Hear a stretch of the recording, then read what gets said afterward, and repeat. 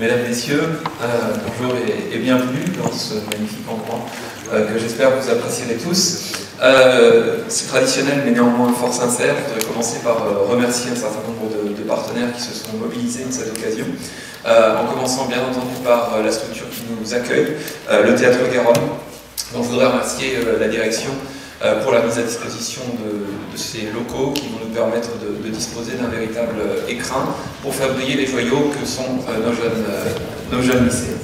Je voudrais remercier également l'ensemble des intervenants, puisqu'il y a aujourd'hui près d'une quarantaine de professionnels venus de milieux extrêmement divers, aussi bien le monde de l'entreprise que le monde de la haute administration locale, mais aussi des personnes venues de l'enseignement, certains enseignants de Sciences Po bien entendu, certains de nos anciens diplômés qui se sont également mobilisés. Il va s'agir pour ces élèves de se présenter cette fois en petit comité, de présenter un projet personnel, de présenter un projet d'orientation qui, même s'il n'est évidemment pas totalement défini, c'est normal à l'âge qui est le vôtre, eh bien, doit commencer un petit peu à mûrir. En tout cas, ce qu'on voudrait, c'est essayer de vous aider à le faire mûrir en l'exprimant, passer d'une parole publique, celle de l'année dernière dans le Grand Amphi de la Région, à une parole un peu plus intime, permettant de vous présenter face à une personnalité. Et donc, notre idée, c'est de vous aider à oser faire des projets qui soient des projets ambitieux. Que les élèves qui viennent de toute la région des Pyrénées et de Toulouse, bien entendu, mais puissent rencontrer des personnes qui n'ont pas l'occasion, je dirais pour un tas de raisons, de rencontrer facilement, de discuter avec elles. J'espère que vos échanges, en tout cas, entre ces adultes, avec la collaboration des étudiants, des tuteurs, tout ça, ça permettra à chacun un petit peu justement de travailler sur la production et sur des orientations, de rassurer les élèves aussi sur leur capacité.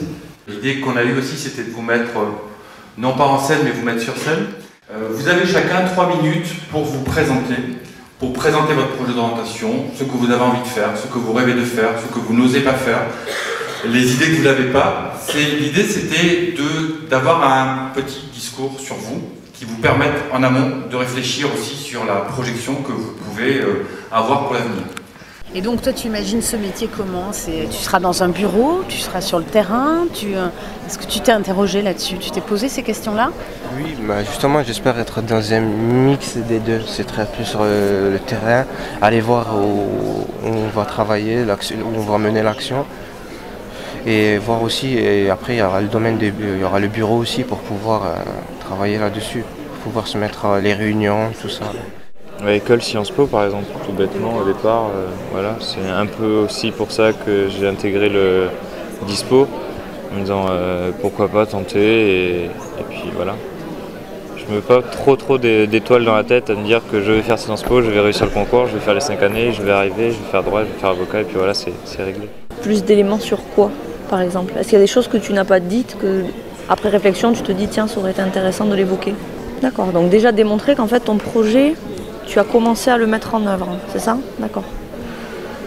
C'est une association qui s'appelle Le Local et je suis un projet avec eux qui dure 1 an, qui s'appelle Maroc, qui consiste pour l'instant à ramasser les fonds pour financer un voyage pour aller au Maroc et aider des personnes défavorisées là-bas. Je suis toute seule, la personne. Et à l'issue de ces 5 années, j'aimerais continuer soit poursuivre des études de droit ou de psychologie. Et j'espère que cette école va m'ouvrir sur d'autres choses, sur d'autres métiers, va me faire découvrir plein de domaines. Donc mes parents sont divorcés. Donc ça m'a donné envie de partir dans le droit ou dans le social, puisque j'ai vu ma mère avoir des difficultés, des gens pour les aider, tout ça. Donc ça m'a donné l'idée et je pense que c'est ce que je veux faire. Le problème c'est que quand on parle de droit, on parle souvent d'avocat, de juge, on ne sait pas trop ce qu'il y a, de social, sciences sociales et tout ça aussi. Donc il faut que je fasse des recherches pour savoir les métiers, tout ça. Pôle emploi, l'APEC, la FIGE, voilà, tout ce type de structures, des cabinets de recrutement. Et donc pour que vous puissiez au moins les connaître et vous tourner vers eux si vous avez besoin de construire votre projet professionnel, avoir des questions au niveau de l'orientation, etc. réussissez Sciences Po, comment vous vous calez sur votre projet par rapport au métier de journaliste? Et vous ne pensez pas à une école de journaliste? Non. Je travaille au cabinet du président de la région, qui est Martin Malvy, qui est donc un homme politique, qui a été élu président de la région pour la 3e fois en mars 2010. Et moi, je suis son conseiller sur les questions éducation-formation, c'est-à-dire que vous pourrez me poser des questions après, si vous voulez, sur mon métier, sur ce que je fais. Mon père est président d'une association du centre historique. Et on trouve dans la famille que le centre historique de Caussade n'est pas assez mis en valeur, parce qu'il y a beaucoup de possibilités de faire une visite culturelle. Caussade, c'est très éloigné de Toulouse, très éloigné de la civilisation, entre guillemets. Alors que nos parents vont nous dire, au contraire, c'est beaucoup plus relié qu'avant, il y a l'autoroute qui y passe, il y a le train, on peut y aller en voiture, il n'y a aucun problème. Et on s'est fait une petite idée de chacun de vous, forcément. Là, moi, je me suis fait une petite idée de chacun de vous. Et donc, c'est ça peut-être qu'on va regarder. Qu'est-ce que c'est en quelques minutes de temps, un peu plus ou un peu moins. Hein, c'est quoi l'idée que vous avez donnée de vous-même, hein, et quelle impression on a eue toutes les deux, peut-être, et essayer de vous aider à comprendre l'image que vous avez choisie d'une certaine manière de valoriser, ou au contraire que vous n'aviez pas choisi de donner puis que vous avez quand même donné.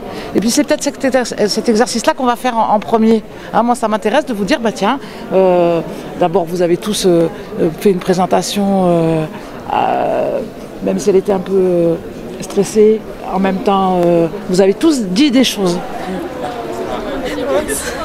En fait, moi j'étais très surprise, je m'attendais pas à ça et ça m'a vraiment plu. Ça m'a vraiment plu en fait. Je m'attendais pas à ce point, mais vraiment ça m'a vraiment plu. Ça a été très enrichissant. On a beaucoup parlé de notre orientation, on nous a beaucoup conseillé. Donc c'est vraiment intéressant et je sors d'ici avec déjà une approche plus nette de mon parcours futur. Voilà.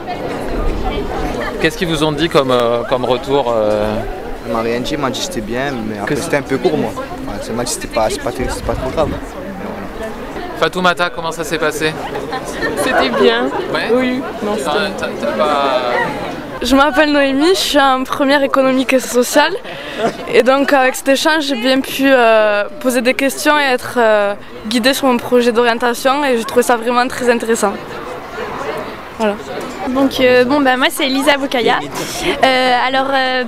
Ça m'a beaucoup aidée parce que déjà je suis tombée sur un jury assez sympathique et puis finalement j'ai gagné des conseils assez intéressants pour la suite, notamment pour Sciences Po. Après je ne saurais pas quoi dire, je m'étais un peu préparée à l'avance, ce qui m'a permis de tenir 3 minutes, de ne pas trop buter sur les mots, voilà.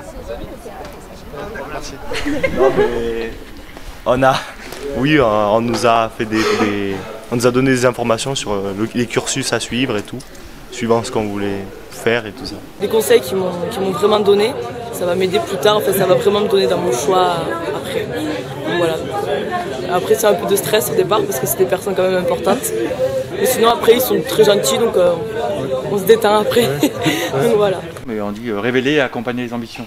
Et moi, dans ce que j'entends de ce que vous me dites, il y a un côté accompagnement où le travail a été, je dirais, construit dans le lycée avec des élèves qui ont peut-être un potentiel de projection qui est plus abouti, et d'autres pour qui, justement, on va les révéler.